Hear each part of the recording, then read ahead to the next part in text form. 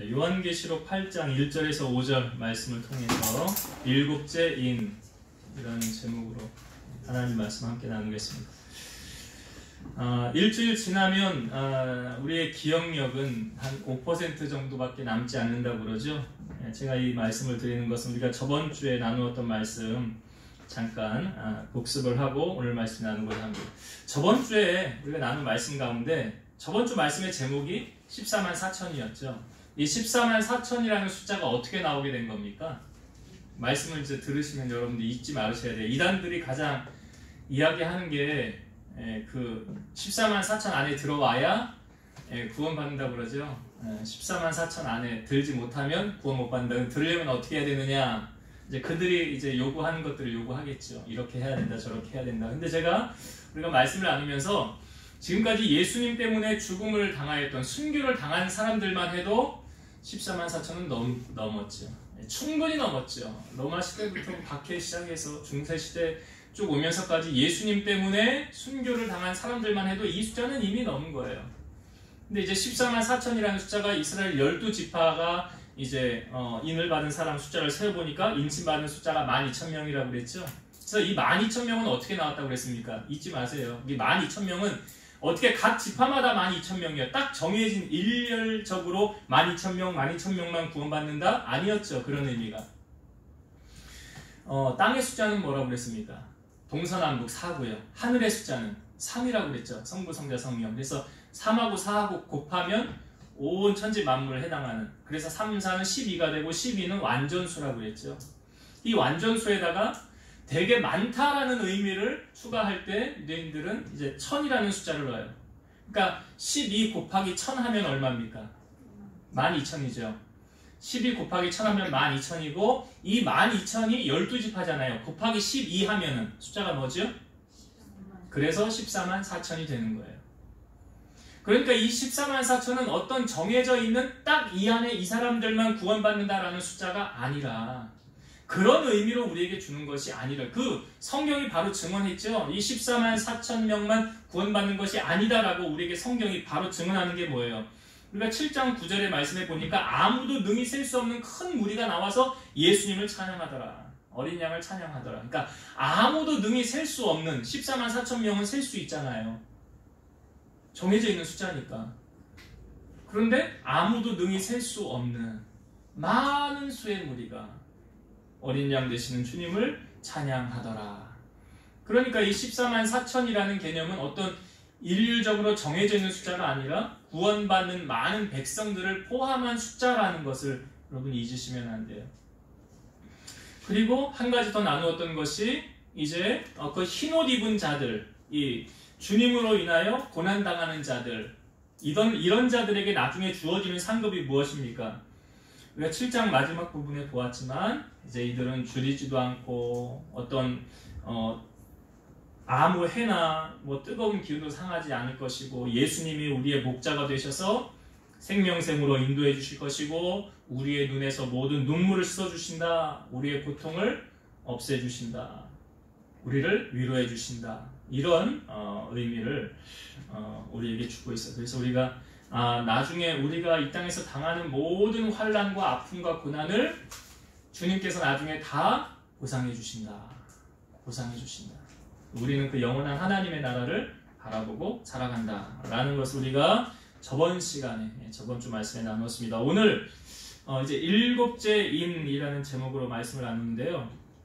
우리가 계시록을 지금 이제 7장까지 끝냈는데 계시록은 묵시문학이라고 그랬죠. 그래서 어떤 상징이 많이 포함되어져 있다고 그랬습니다.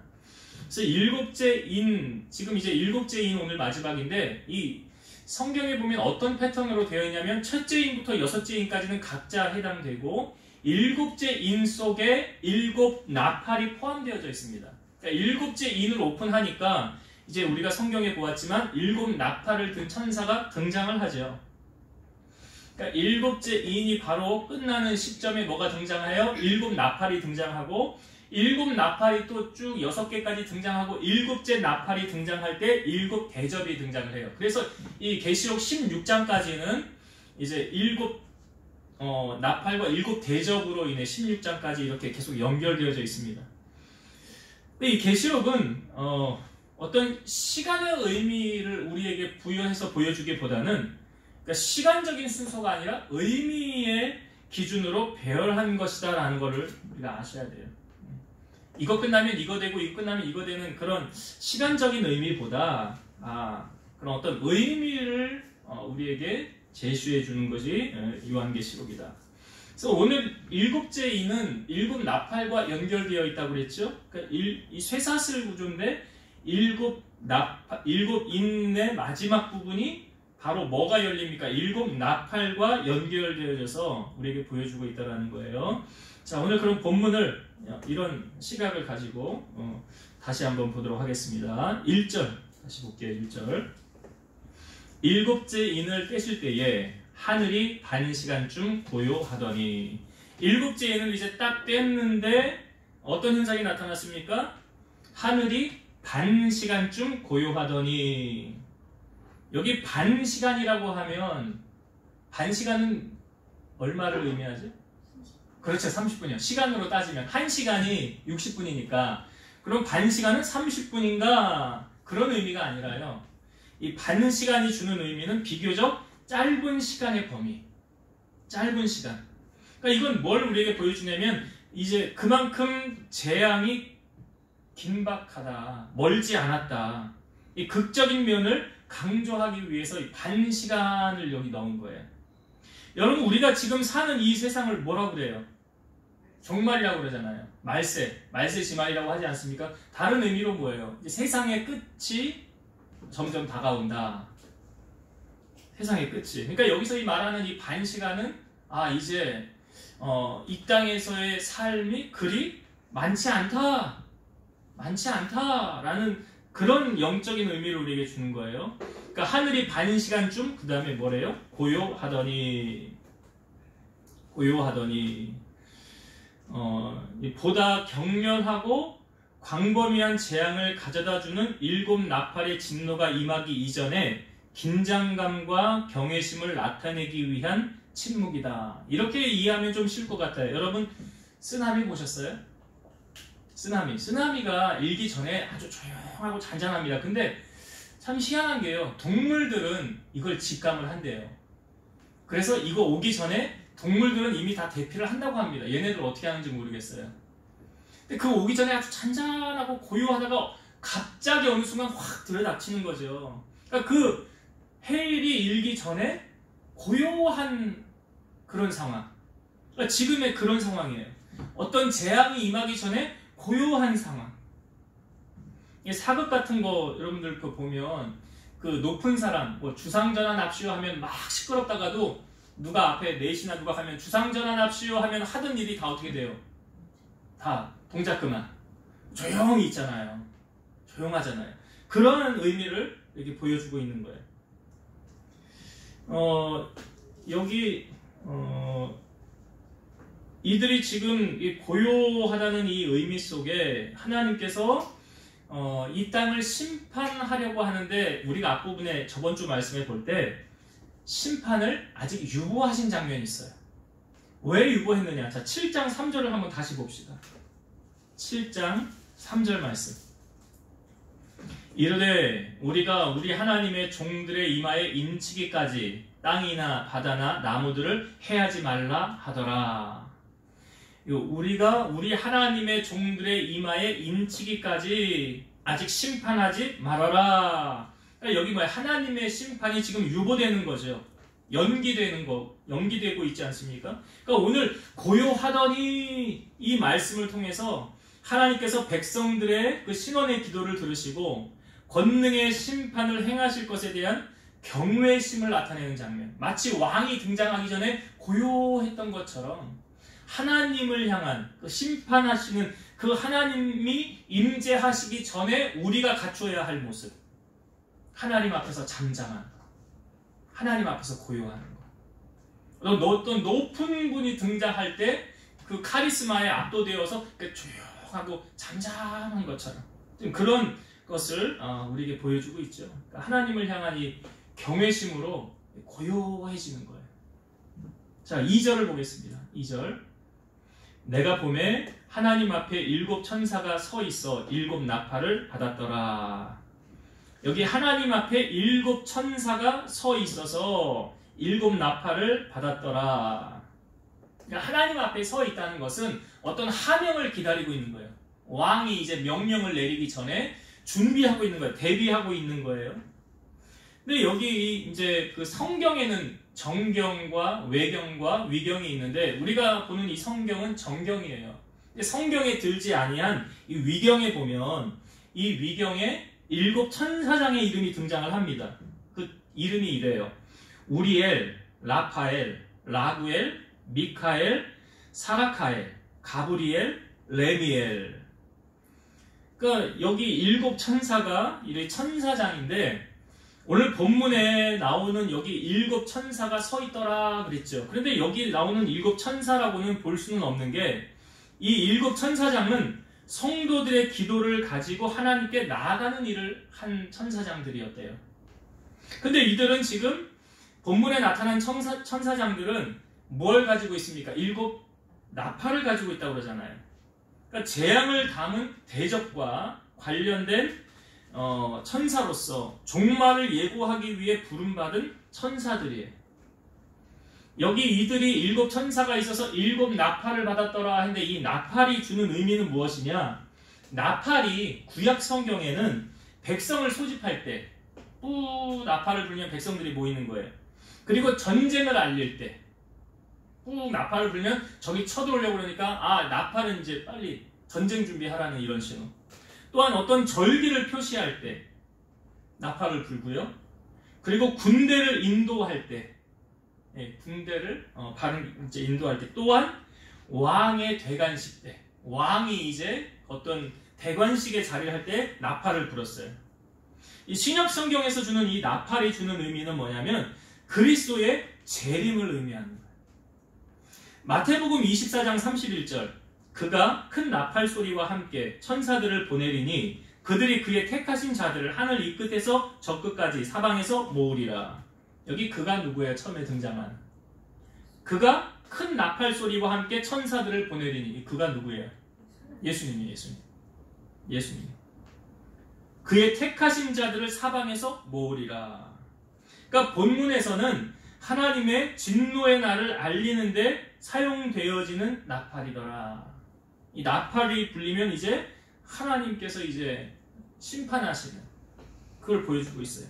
그래서 7 나팔은 인간들을 향한 하나님의 심판의 경고이고 하나님의 직접적이고도 주권적인 임재를 나타낸다라고 알려주고 있어요. 자, 3절을 한번 보겠습니다. 이런 7 나팔의 의미를 우리가 안고 자 3절을 봅니다. 또 다른 천사가 와서 제단 곁에 서서 금 향로를 가지고 많은 향을 받았으니 이는 모든 성도의 기도와 합하여 보좌 앞 금 제단에 드리고자 함이라. 여기 또 다른 천사가 등장하는데 여기서 3절에 등장하는 제단은 하늘의 제단이에요? 땅의 제단이에요? 지금 여기 배경이 어디입니까? 하늘이죠. 하늘에 있는 제단.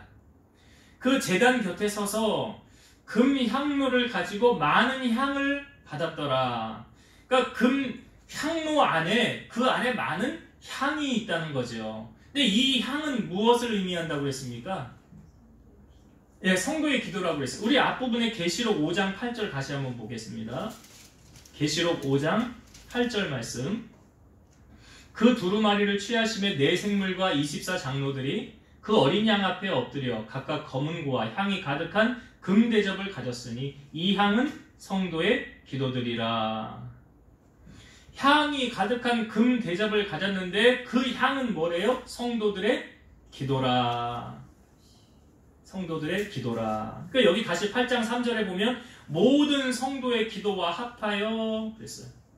보좌 금 제단에 드리고자 함이라. 그러니까 천사가 금 향로를 가지고 그 안에 향이 가득 담겨 있는데 그 가득 담긴 향을 가지고 지금 보좌 금 제단에 드리려고 이제 온 거죠, 천사가. 근데 그 금 제단, 금 향로 안에 담긴 게 뭐라고요? 성도들의 기도라는 거예요. 성도의 기도라. 4절 봅니다. 4절. 향연이 성도의 기도와 함께 천사의 손으로부터 하나님 앞으로 올라가는지라. 여기 향연이라는 것은 향을 이렇게 피울 때 나타나는 연기잖아요. 향을 피울 때 나타나는 연기, 그 연기가 지금 성도의 기도와 함께 천사의 손으로부터 하나님 앞으로 올라가더라. 그러니까 성도들이 드리는 이 기도가 공허한 것이 아니라 결코 땅에 떨어지지 않고 분명히 하나님 앞에 연락되어진다는 것을 우리에게 알려주는 거예요. 이 시대적인 배경을 감안할 때 이 기도는 아마도 하나님의 도래와 성도들을 핍박하던 사단의 세력들을 응징해 줄 것에 대한 기도인 것. 우리가 요한계시록 앞에 첫 부분 나누었을 때 이 요한계시록은 심판의 책이 아니라 하나님을 믿는 백성들을 위로하는 책이라고 그랬죠. 왜냐하면 그 도미티아누스가 자기가 하나님이다라고 하고 나에게 하나님이라고 하지 않고 예수님을 믿는 자들 어떻게 했어요? 다 죽이고 핍박하던 시대잖아요. 그러니까 그런 주님 때문에 주님으로 인하여 당하는 핍박을 당하는 사람들이 하나님을 향하여 얼마나 기도했겠어요? 그렇죠. 그러니까 그 기도가 지금 하나님 앞에 다 상달되어서 올라가더라. 그런 배경을 보여주고 있어요. 그런 기도들이다. 기도의 내용들이. 자, 5절 말씀. 마지막 절 5절 볼게요. 천사가 향로를 가지고 제단에 불을 담아다가 땅에 쏟음에 우레와 음성과 번개와 지진이 나더라. 천사가 향로를 가지고, 이 향로는 성도들의 기도예요. 이제 그 금 대접, 이 금 향로를 가지고 가서 제단에 불을 담아다가, 여기서 말하는 이 제단 앞에, 그러니까 지금 하늘의 제단이 땅의 제단이 아니고 그 제단 아래에 보면 뭐가 있었다고 그랬습니까? 우리가 앞부분에 말씀을 나누었었어요. 한번 다시 복습하는 의미에서 6장 9절과 10절을 한번 다시 보겠습니다. 여기 하늘의 제단에 그 아래 뭐가 있느냐? 자, 6장 9절과 10절을 다시 봅니다. 다섯째 인을 떼실 때에 내가 보니 하나님의 말씀과 그들이 가진 증거로 말미암아 죽임을 당한 영혼들이 제단 아래에 있어. 그러니까 예수님 때문에 핍박을 당하고 순교를 당한 그 영혼들이 제단 아래에 있어서 10절 큰 소리로 불러 이르되 거룩하고 참되신 대주자예요. 땅에 거하는 자들을 심판하여 우리 피를 갚아주지 아니하시기를 어느 때까지 하시려 하나이까 하니. 그러니까 여기 순교자들의 신원의 기도에 대한 부분적인 응답으로 일곱째 나팔을 불 때와 일곱 대접을 쏟을 때 같이 하나님께서 성도들의 기도에 신실하게 응답하심을 오늘 8장 5절에서 보여주고 있는 거예요. 여기 우레와 음성과 번개와 지진이 나더라. 이제 하나님의 임재로 말미암아 이루어질 하나님의 심판을 이제 상징하는 거죠. 그러니까 하나님께서 언젠간 반드시 하나님께서 이 모든 것을 다 이제 교통정리를 하시는 거예요. 하나님의 때. 오늘 그래서 이제 일곱째 인 속에 이제 다음 주부터는 또 이제 일곱 나팔에 대해서 쭉 우리에게 보여주고 있는데, 오늘 본문의 말씀 속에서 주신 은혜 한 두 가지만 간단하게 말씀을 나누겠습니다. 1절의 말씀에 보면 일곱째 인을 뗄 때 나타났던 반응이에요. 하늘이 반 시간쯤 고요하더니. 하늘이 반 시간쯤 고요하더라. 그러니까 폭풍 전야의 정적과 같은 것이죠. 근데 이 말씀을 보면, 아니 하나님은 왜 침묵하시는 거야? 그럴 수 있죠. 그러니까 기도를 해도 하나님은 왜 빨리 응답하지 않는 거야?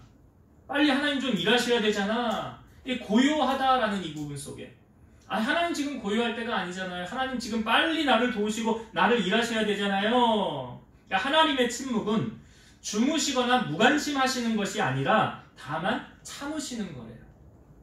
참으시는 거예요. 나팔이 불려지는 것은 전쟁 시작의 경보지요. 나팔이 이제 불려지면 이제 일곱째 인이 열리기 전의 기간은 하나님께서 용납하시는 시대, 그러니까 하나님께서 아직까지 좀 참아주시는 시대, 기다려주시는 시대. 복음 전파라는 하나님의 목적을 위해 이 땅의 죄악된 상황을 오래 지금 참고 계시는 거죠. 만약에 그 죄악을 하나님이 심판하시려고 한다면 벌써 심판하시고도 남았겠죠.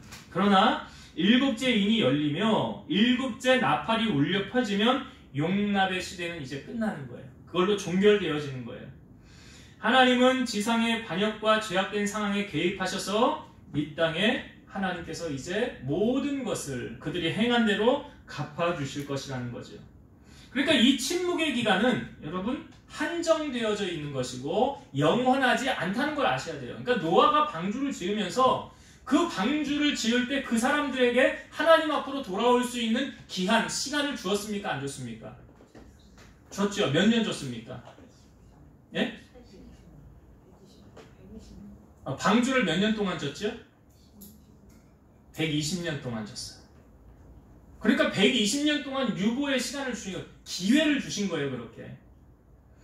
그러니까 지금도 우리에게 하나님은 주님이 오실 날이 멀지 않았는데요. 지금도 우리에게 하나님은 이런 기회를 우리에게 주시는 거예요. 그래서 고린도후서 6장 2절 이르시되 내가 은혜 베풀 때에 너에게 듣고 구원의 날에 너를 도왔다 하였으니 보라 지금은 은혜 받을 만한 때요 지금은 구원의 날이로다.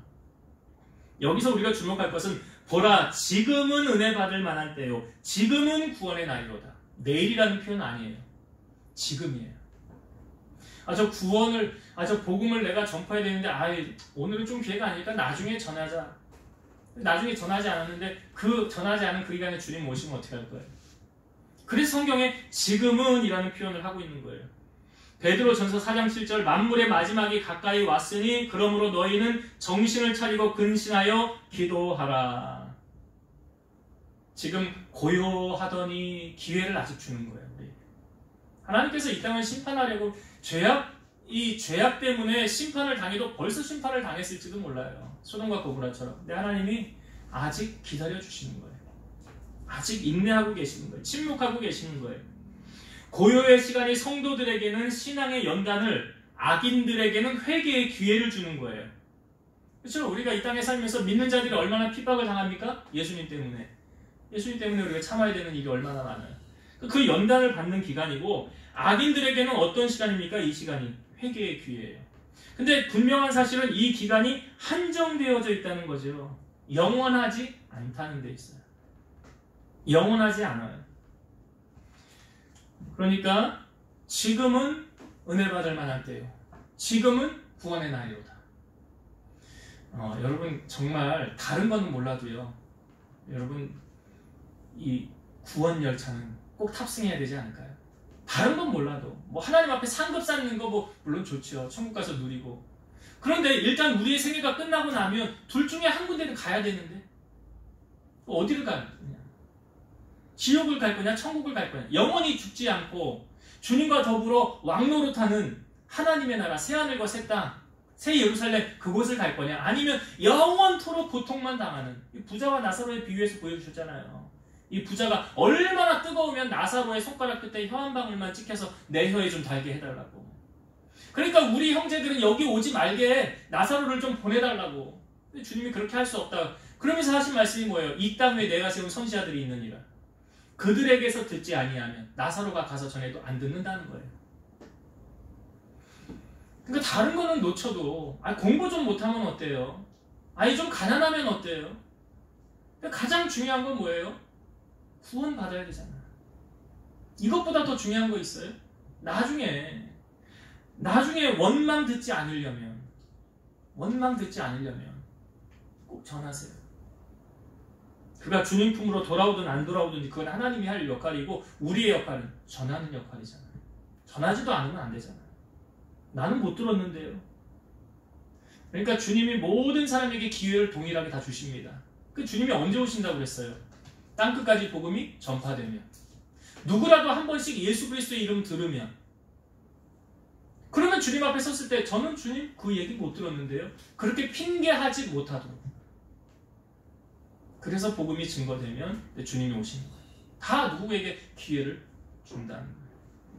그래서 오늘 1절의 말씀 속에서 우리가 하늘이 반시간 좀 고요하더니 성도들에게는 핍박과 연단이, 또 하나님 믿지 않는 자들에게는 회개의 기회를 주님이 이렇게 주시는 거예요. 심판하기 전까지. 그래서 주님은 아직 침묵하고 계시는 거예요. 때가 되면 하나님이 이제 다 양과 염소를 가르시 의인과 악인을 다 가를 때가 분명히 온다라는 거예요. 자, 두 번째, 이 금 향로를 가지고 가서 이제 이렇게 하나님 제단 앞에 가서 그 쏟아 붓는다고 그러잖아요. 이 구약시대 금 향로는 제사장이 성막으로 들어가면서 사용했는데, 제사장은 제단에서 숯을 조금 떠서 이 작은 금 향로에 집어넣고 거기다가 향을 조금 첨가합니다. 그러면 이 연기가 나잖아요.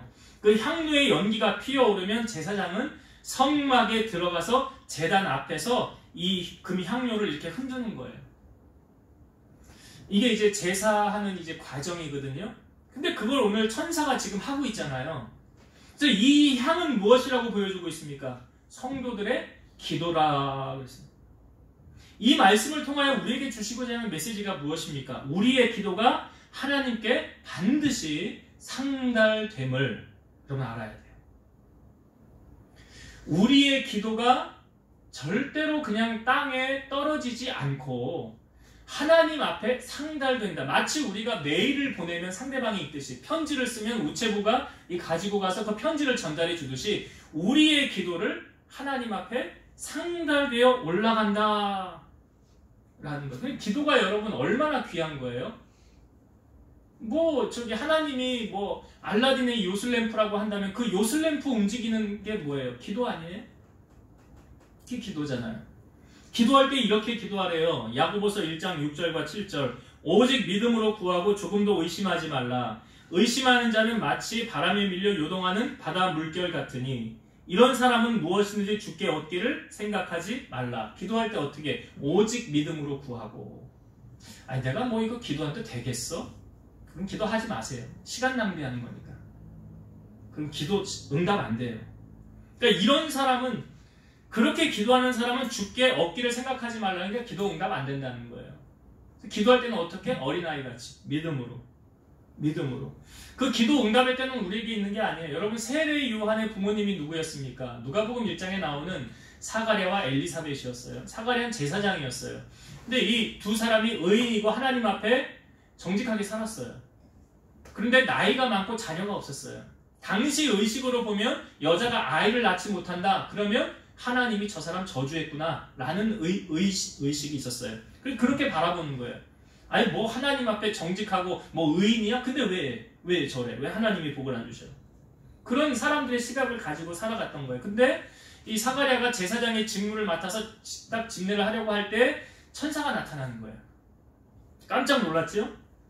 근데 그 천사가 이렇게 말하는 거예요. 사가랴여 무서워하지 말라. 너의 간구함이 들린지라. 내 아내 엘리사벳이 내게 아들을 낳아주리니 그 이름을 요한이라 하라. 근데 배경은 어떠 있느냐? 이 사람들이 자식이 없고 두 사람의 나이가 많더라.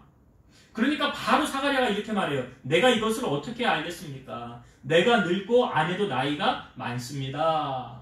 그랬더니 천사가 이렇게 말해요. 나는 하나님 앞에 서 있는 가브리엘이라. 이 좋은 소식을 전하여 내게 말하려고 보내심을 받았노라. 보라, 이 일이 되는 날까지 네가 말 못하는 자가 되어 능히 말을 못하리니 때가 이르면 내 말이 이루어지리라. 그러니까 하나님 능치 못하심이 없죠. 이것을 통해서 사가랴가 하나님 앞에 기도했는데 응답은 언제예요? 하나님의 때. 근데 응답이 되잖아요. 지금 당장 보이지 않는다 할지라도 하나님이 일하지 않는 것이 아니라 침묵하고 계시는 거라고. 하나님의 때에 멋지게 일하실 거라고요. 마가복음 11장 24절. 그러므로 내가 너희에게 말하노니 무엇이든지 기도하고 구하는 것은 받은 줄로 믿으라. 그리하면 너희에게 그대로 되리라. 우리가 한 주간 묵상할 말씀 요한복음 15장 7절 말씀 기억하십니까? 요한복음 15장 7절. 제가 월요일날마다 문자 보내잖아요. 한 주간 묵상하라고 보내는 거예요. 너희가 내 안에 거하고 내 말이 너희 안에 거하면 무엇이든지 원하는 대로 구하라. 그리하면 이루리라. 이 기도에 관한 말씀이죠. 내가 주님 안에 거하고 주님이 내 안에 거하면 포도나무 그리고 우리는 가지, 그것을 통해서 내가 기도하는 구하는 그것을 하나님 반드시 이루어 주신다. 그래서 오늘 여기 이 하늘의 제단의 이 모습을 보여주면서 우리의 기도가 하나님 앞에 올라가서 때가 되면 하나님이 응답해 주신다는 이 약속을 해주셨으니까 여러분 무엇이든지 기도하고 구하면 하나님 반드시 이루어 주신다는 사실. 그래서 꼭 기도로 승부를 보시고 기도함으로 하나님의 도우시는 그런 은혜를 경험하는 우리 성도님들 되시기를 주의 이름으로 축원드립니다. 기도하시겠습니다. 살아서 역사하시는 하나님 감사합니다. 오늘 7인의 모습 속에 또한 7 나팔과 연결되어져 있었습니다.